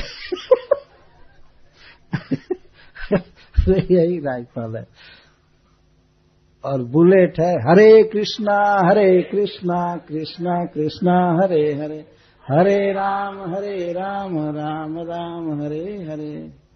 ये आवश्यक है लेकर के चलना है, तिलक करना आवश्यक है, कंठी बांधना, झोली लेकर चलना है। कम से कम देख करके लोग तिलक देख करके और भी बोल देते हैं हरिओम, चाहे हरे कृष्णा, इसे बोलते तिलक देख करके। और न भी बोले तो तिलक देख करके ही लोग पवित्र हो जाएंगे। कोई अगर ध्यान से तिलक देखे, वैष्णव तिलक, इसको ऊर्ध्व पुण्य कहते हैं, तो इसको देखने वाला व्यक्ति भी पवित्र होता है, उसका पाप कटता है। और एक बार तो स्मरण आ ही जाएगा कि ये लगता है हरे कृष्ण वाला है। ये ज्यादा लोग तो बोल भी देते हैं हरे कृष्ण हरे कृष्ण। हमने देखा है बॉम्बे जुहू बीच में जाते हैं सवेरे हम लोग टहलने, कई लोग बाह खड़ा करके बहुत जोर से बोलते हैं हरे कृष्णा हरे कृष्णा। बहुत आनंद आता है। सवेरे सात्विक लोग टहलने जाते हैं और ज्यादा से ज्यादा उनके अंदर कामना होती, हेल्थ कॉन्शियसनेस रहता है, और कोई कामना नहीं रहती। सवेरे सत्वगुण का टाइम है, वो लोग बोलते हैं भगवान का नाम, देख करके बोलते रहते हैं। हम यहाँ पर टहलने जाते हैं बीजू पटना एक पार्क में, तो वहां भी कुछ लोग बोलना चालू किए। तो हरे कृष्ण तो कुछ लोग बोलते हैं, कुछ लोग हरिओम बोलते हैं। हरिओम तो हरि तो भगवान कृष्ण ही है और ओम भी उनका नाम है। हरिओम बोले चाहे हरे कृष्ण बोले, दोनों एक ही है, कोई अंतर नहीं है। हरे कृष्णा कृष्ण कृष्णा हरे हरे, हरे राम राम राम हरे हरे। ये ड्रेस का भी बहुत महत्व है। भक्ति परक पोशाक का देख करके पता लगता है सरकारी आदमी चल दिया है, मतलब भगवान का आदमी है। ये सब लोग जानते हैं भगवान का आदमी है। ये यूनिफॉर्म है और सर्वोच्च सरकार का आदमी चल। भगवान के जन का बहुत आदर है वास्तव में। महात्मा गांधी के दृष्टि में हरिजन होना बहुत बड़ी बात थी, इसीलिए उन्होंने छोटी जात के लोगों को एक टाइटल दिया हरिजन, कि भगवान कृष्ण का आदमी, जिसे लोग आदर करें सीखें। क्योंकि वैष्णवों का बहुत आदर होता है, भगवान का जो बन जाता है, हरि का बन जाता है, उसका बहुत आदर होता है। तो महात्मा गांधी इसी शुद्ध भाव से उन जातियों को हरिजन शब्द कहे, ये हरिजन, ये भगवान के आदमी। बहुत शुद्ध भाव था उनका। हरिजन जान प्रीति अति बाढ़ी। भगवान के भक्त जान करके अच्छे लोग प्रेम करते हैं, वास्तव में ये भगवान का व्यक्ति है। इसीलिए जरूरी है पोशाक वगैरह धारण करना। तो भगवान के भक्त जो अनन्य हैं, भगवान कपिल देव कहते हैं कि वे लोग हमसे कुछ भी नहीं चाहते हैं, यहां तक कि मुक्ति भी नहीं चाहते और रमे रहते हैं मेरी कथाओं में, कीर्तन में। गीता में भी भगवान इस बात को कहते हैं, तुष्यन्ति च रमन्ति च कथयन्तश्च माम नित्यम तुष्यन्ति च रमन्ति च। मेरे भक्त मेरे बारे में ही कथन करते रहते हैं, मेरी ही बड़ाई करते हैं।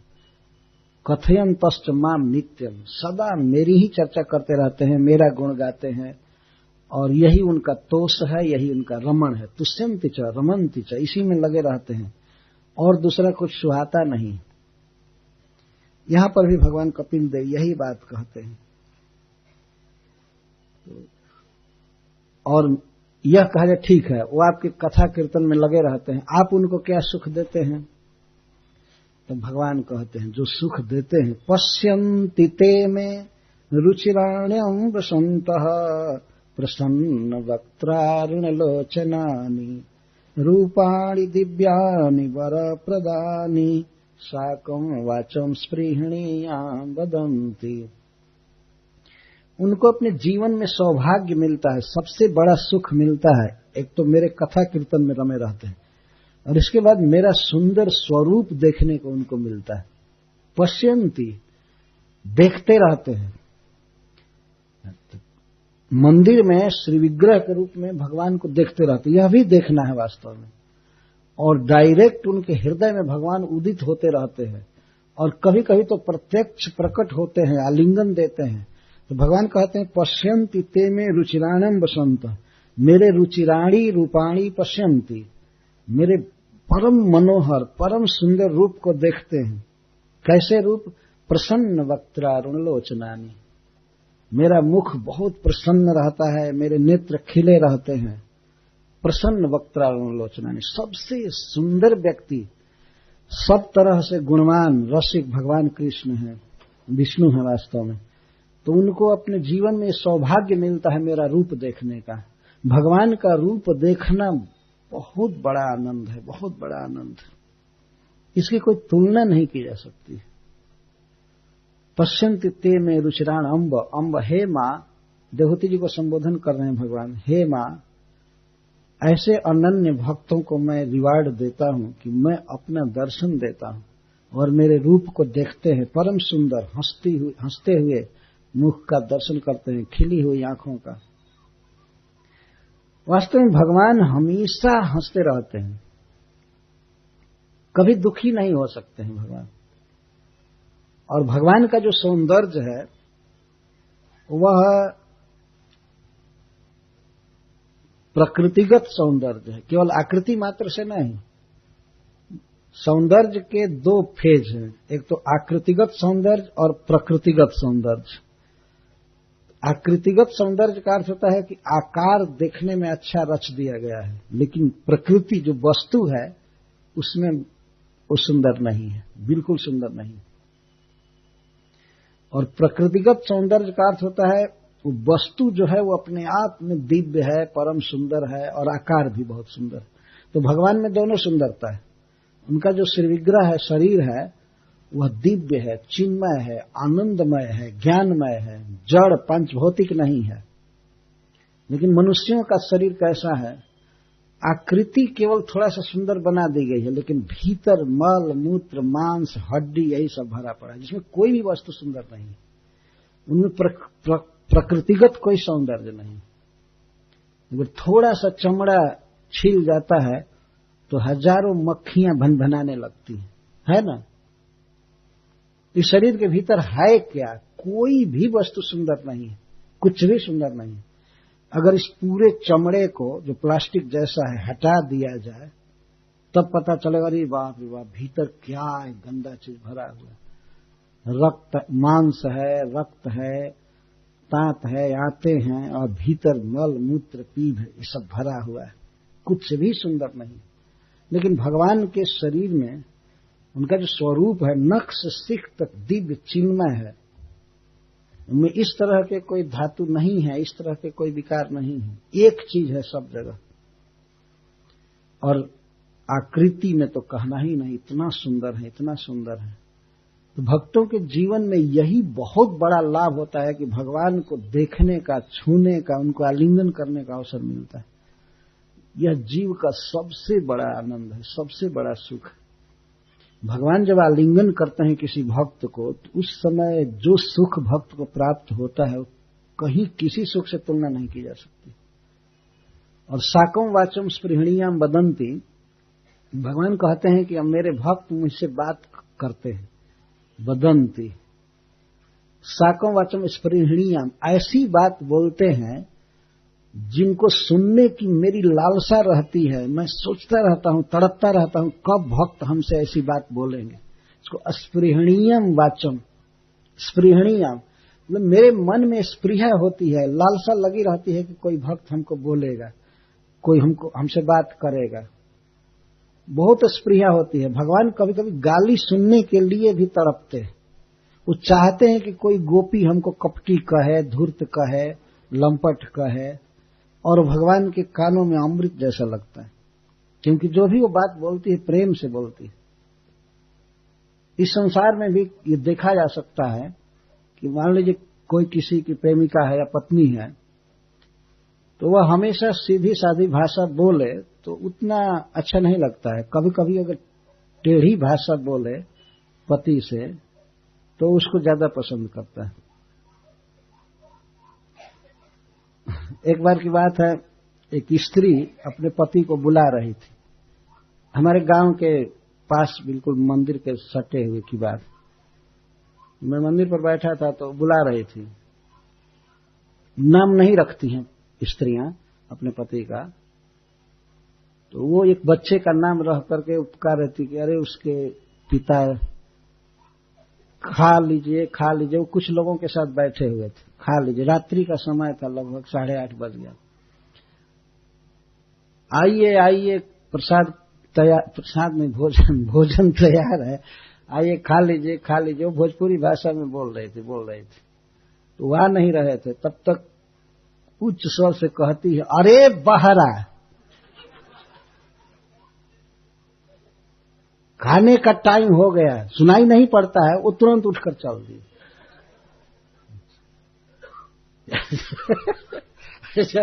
बहरा शब्द तो ठीक है हो गई, गोष्ठी खत्म हो गई। वो चले आए प्रसाद पाने के लिए। इस तरह से टेढ़ी भाषा भगवान को बहुत पसंद है। प्रिया यदि मान करी करे भर्सन, वेदस्तुति हैते सही हरे मोर मन। भगवान कहते हैं कि मेरी प्रिया श्री राधा या कोई गोपी मुझसे जब मान कर जाती है और कहती है अब जीवन भर तुमसे नहीं बोलूंगी, ये समझ लेना है। और वो जीवन कितने देर का होता है? 2 मिनट का है। लेकिन अब शपथ लेती है कि अब जीवन भर नहीं बोलूंगी।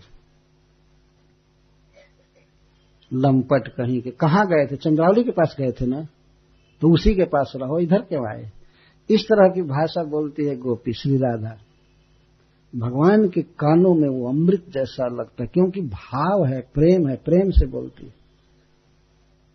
प्रिया यदि मान करी करय भर्सन, वेदस्तुति हैते सही हरे मोर मन। भगवान तड़पते हैं भक्तों की बोली सुनने के लिए, इसलिए स्पृहणीयम शब्द का प्रयोग कर रहे हैं। मेरे भक्त मुझसे ऐसी ऐसी बातें बोलते हैं कि सुनने के लिए मेरी बहुत लालसा रहती है। ये भगवान के साथ और भक्त के साथ इतना प्रीति का गाढ़ संबंध होता है। भगवान कपिल देव कह रहे हैं, भगवान के श्री विग्रह से भी भक्त बातचीत करते रहते हैं, और जो भक्त निरंतर सेवा करते हैं उनका प्रेम का संबंध स्थापित हो जाता है। भगवान भी आकांक्षा करते हैं कि हमारा वो भक्त हमारी सेवा करे, वो चाहते हैं। वृंदावन में एक मंदिर है, रसिक बिहारी मंदिर, उसमें ठाकुर जी विराजते हैं, उसका नाम है रसिक बिहारी। तो वहां की एक सत्य घटना है कि पुजारी एक बार भगवान को पगड़ी बांध रहे थे, पाग बांध रहे थे। पाग बांध करके जब हटते थे तो रसिक बिहारी सिर हिला देते थे, पगड़ी गिर जाती थी। इस तरह से लगभग 8-10 बार या 10-12 बार वो बांधे, और बांध करके जो हटते थे तो सिर हिला देते थे। तो बांधते बांधते अब उनको दूसरा काम करने का अवसर नहीं मिलता था, भगवान की ही सेवा करनी थी, कुकिंग करना था और करना था। लास्ट में कहते हैं, भगवान को गाली देकर कहे, अरे सारे, जब मेरा बांधा हुआ पसंद नहीं है तो खुद क्यों नहीं बांधते हो? और तो गिर पड़ी थी पगड़ी, इसके बाद बांध, अगर इसके बाद गिराया ना तो फिर मैं नहीं बांधूंगा। बांध दिए, इसके बाद भगवान शांत हो गए, अब वो सिर नहीं हिलाए। ये बिल्कुल सत्य घटना। तो भगवान सुनना चाहते थे, वेद वाक्य का भी सार, गाली सुनना चाहते थे। उसी मंदिर की, उसी ठाकुर की घटना है, और उसी पुजारी की। पुजारी वृद्ध हो गए थे पूजा करते करते, और सवेरे से शाम तक पूजा में लगे रहते थे, तो थकावट हो गई थी। तो एक बार ठाकुर जी को पंखा झल रहे थे, तब तक झपकी आई पुजारी को, झपकी आई, तंद्रा आई, तो पंखा का थोड़ा सा अंश ठाकुर जी के सिर में लगा, ठक से। और लग गए, बेचारे सेवा करके थके थे और लग गया। तब तक तो ठाकुर जी पुजारी को एक तमाचा मारे जोर से। यही सेवा करते हो? मेरे सिर में मारे और यही सेवा करते हैं। तो पूजा इतना जोर से मारे थे कि वो अंगुली का दाग उखड़ गया उनके गाल पर। ऐसे ही सेवा की जाती है। पंखा झल रहा है तो पुजारी रुष्ट हो गए, रुस गए। सवेरे से शाम तक मरता हूं, तुम्हारी सेवा करता हूं, और थोड़ा सा पंखा लग गया तो तुम तमाचा मारोगे? इतना साहस तुम्हारा हो गया? और अब मैं तुम्हारी कोई सेवा नहीं करूंगा। वो जा करके सो गए। एकदम सेवा छोड़ दिए। ये बिल्कुल सच्ची घटना है। छोड़ दिए कि अब नहीं करना है। इतनी सेवा करने पर थोड़ी सी भूल हुई तो तमाचा मारता है। अब देखते हैं कौन सेवा करता है। तो कोई दूसरा पुजारी था नहीं। जो पड़े हुए थे तब तक उस मंदिर के जो ठाकुर जी की स्थापना किए थे वो गुरु जी आए, आचार्य। तो देखे कि पुजारी सोया हुआ है और ठाकुर जी का पट बंद है, कोई सेवा करने वाला नहीं। तो जाकर पुजारी से पूछे, अरे तुम रसिक बिहारी जी की सेवा नहीं किए, क्या बात है? तो क्या बात है? थोड़ा सा पंखा लग गया तो तमाचा मारा है, देखिए गाल लाल हो गई है। और तो देख करके आचार्य तो दंग रह गई। बाप, इतना बड़ा सौभाग्य! ठाकुर जी का इसके साथ बहुत प्रीति का संबंध है, तब न सख्य भाव था, वास्तव मित्र का भाव। देखिए वो तुरंत पहचान गए कि वास्तव में कृष्ण ने मारा है। तो लगे कहने, तो तब इसके बाद सेवा छोड़ दिए, तो क्या करूं? इतनी सेवा करता हूं और थोड़ी सी भूल होने पर तमाचा मार रहा है, तो हम उसकी सेवा नहीं करेंगे, जैसे रहना हो रहा है। तब वो आचार्य भगवान के पास आए, पुजारी को लेकर के, चलो चल चल चलो हम भगवान से बात करते हैं, क्यों ऐसी गलती की है। तो जाकर के आचार्य ठाकुर जी से कहते हैं, इसके गाल पर आपने मारा है ना? तो भगवान ने कहा, हाँ हमने मारा है। क्यों मारे? अरे पंखा झल रहा है, इसको ध्यान नहीं है और हमारे सिर से लग गया तो मैं इसलिए मारा। तो तुम्हारा अब कौन सेवा करेगा? ये तो जाकर सो गया, अब कौन सेवा करेगा? अब इससे क्षमा मांगो, नहीं तो तुम्हारी कोई सेवा नहीं करेगा। इसे क्षमा मांगो। तो भगवान हाथ जोड़ करके और सेवा क्षमा मांगे, क्षमा मांगे, ठीक।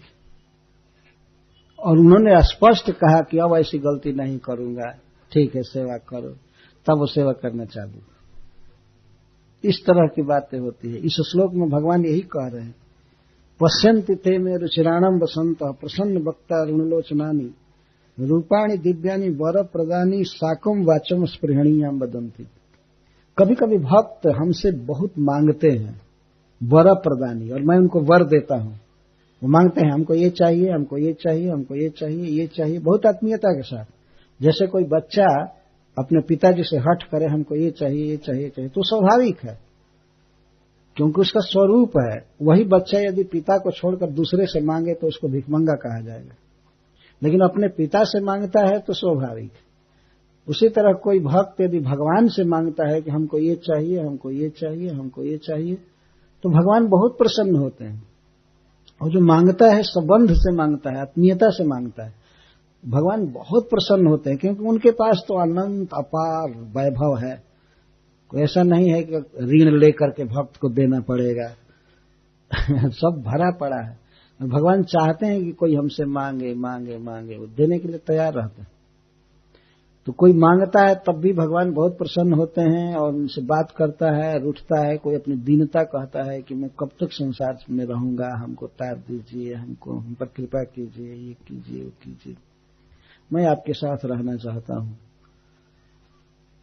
तो इस तरह से प्रार्थना करता है भक्त। और खास करके प्रेम में जब भगवान से कुछ उटपटांग बात बोलता है तो वो भगवान को बहुत अच्छा लगता है।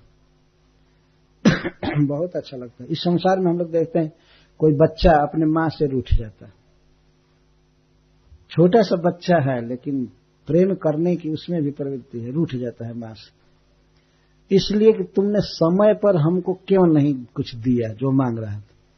तो मां जाती है, उसके बाद उठाती है, अगर उठाने का प्रयास करती है तो छूने नहीं देते, नहीं अब मैं ऐसे ही रहूंगा, खाऊंगा नहीं, नहाऊंगा नहीं, पढ़ने नहीं जाऊंगा, बस हो गए। तो मैं उठा, नहीं बेटा उठ जा, सुन, नहीं। बच्चा ऐसे बोलता है, कितना उसमें रस होता है, नहीं नहीं उठेंगे। और थोड़ा थोड़ा आंसू आंख में, और भारी वदन कर लेता है तो माँ को उसी से बहुत कष्ट होता है और तुरंत उठाती है, झाड़ती है, पोंछती है, दूध पिलाती है, करती है। तो भगवान से भी जब प्रेम होता है तो भक्त कभी कभी भगवान से इस तरह मान करते हैं। तो भगवान को मनाने में बहुत आनंद आता है। राधा रानी को तो मनाने में उनका आधा समय चला जाता है। राधा रानी बात की बात में मान करती हैं। प्रेम जब घनीभूत हो जाता है बहुत उच्चे स्तर पर, तब मान द्वारा प्रियतम को सुख दिया जाता है। जानती है राधा रानी कि मैं तिरछे देखूंगी, इनसे बोलूंगी नहीं, तो इससे इनको बहुत आनंद प्राप्त होता है। और मनाने में जल्दी नहीं मानती हैं तो वो भी भगवान का बहुत बड़ा सुख है। इस प्रकार भगवान कह रहे हैं कि मेरे भक्तों को मैं इस तरह से सुख देता हूं, उनकी बातें सुनता हूं, मेरी बात सुनते हैं। भगवान डायरेक्ट बोलते हैं, इतना सुंदर मधुर वचन, और भक्त उनसे बातें करते हैं। अरे इस संसार में भी तो थोड़ा सा संबंध जिससे है, पति पत्नी का संबंध है, सखा का संबंध है, तो कितना घंटा व्यर्थ बोलते ही रहते हैं, है ना।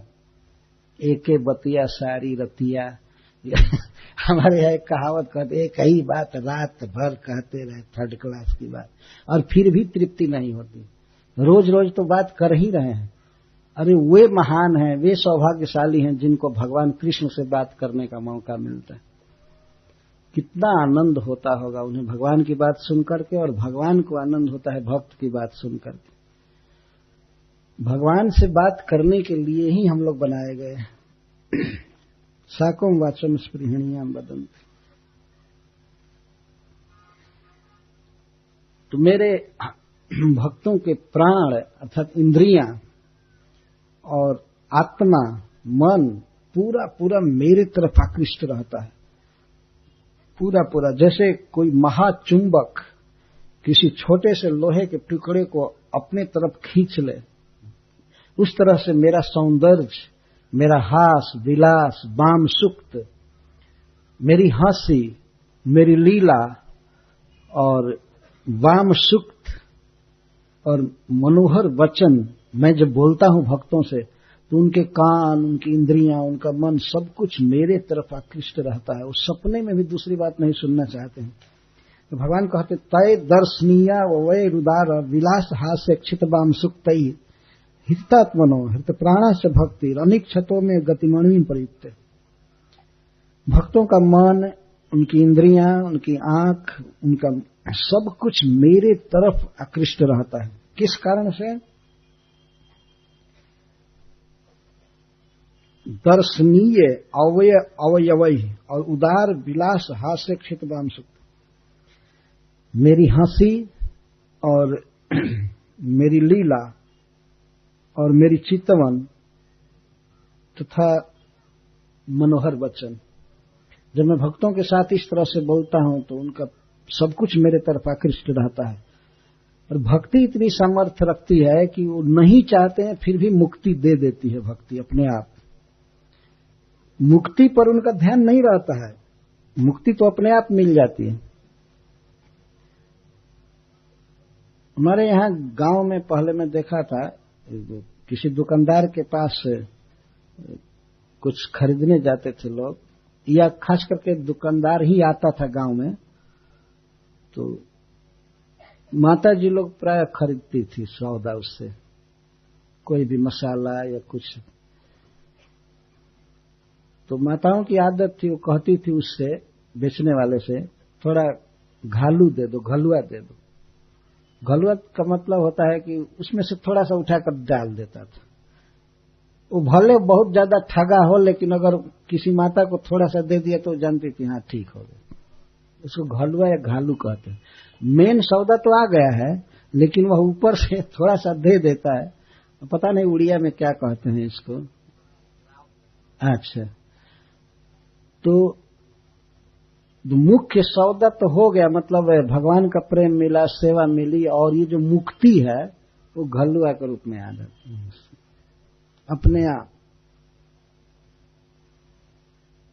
मुख्य लाभ है जीवन में भगवान की हंसी देखना, भगवान की लीला सुनना, देखना, हाव भाव, उनके आंख की चाल, उनका सुंदर वचन और उनका प्रेम से देखना, सारे अंग दर्शनीय हैं, देखने ही लायक हैं, अद्भुत सुंदर हैं। अरे मनुष्य जीवन का यही सार्थक साफल्य है। मनुष्य जीवन की यही सफलता है कि भगवान को देखने का अवसर मिले, उनकी सुंदरता भोगने का अवसर मिले। वो वास्तव में सुंदर है, प्रकृति से सुंदर है, आकृति से सुंदर है, वो नित्य रहेगा। इस संसार का सौंदर्य तो कुछ ही वर्ष में खत्म हो जाता है, इसके बाद जल जाता है, चाहे कृमि बीड भस्म हो जाता है। यदि क्रिश्चियन मुसलमान है तो सब जमीन के अंदर चले जाएंगे, सारा शरीर चला जाएगा। हिंदुओं को जला दिया जाता है। तो चाहे भस्म बने या कीड़ा बने या बीट बने किसी जीव का, सुना है पारसी लोग खिला देते हैं पक्षियों को, कुत्ता आदि को, तो उनका मल बन जाएगा। ये क्या सुंदर है। इस शरीर में कोई सुंदरता नहीं है, सबसे गंदी वस्तुएं इसमें है, लेकिन इसी को मूर्ख मनुष्य जान लेता है कि ये सुंदर है, मैं देख रहा हूं, ये फोटो खिंचाओ, ये करो करो, आलिंगन करो। यह बहुत बड़ी मूर्खता है, नासमझी है। वास्तविक विद्वता यह है कि भगवान को देखने का, छूने का, उनकी बात सुनने का अवसर मिले। यही है जीवन की सार्थकता। भक्ति करने से भगवान मिलते हैं। तो देवहूति माता जी को भगवान प्रकारांतर से यह कह रहे हैं कि तुम भगवान की कथा सुनो और भगवान के अर्चा विग्रह की आराधना करो। स्त्रियों के लिए यह बहुत जरूरी है, भगवान की मूर्ति की पूजा करना। उसमें उनका कुछ टाइम फंसा रहता है, भगवान में मन लगा रहता है। कथा सुनना और मूर्ति पूजा करना, श्री विग्रह की आराधना करना, यह मुख्य हुआ। तो इस प्रकार भगवान ये बातें कह रहे हैं। आगे कुछ बातें जो इस 25वें अध्याय में हैं वो कही जाएंगी। श्रील प्रभुपाद जी ने केवल 25वें अध्याय पर 22 दिन का प्रवचन किया है, तो हम तो बहुत संक्षेप में बढ़ रहे हैं। और आत्माराम प्रभु का कहना था कि शाम को कुछ अनुमोदन भी होना चाहिए। कथा ही इतनी बड़ी है कि वो पूरी नहीं हो रही।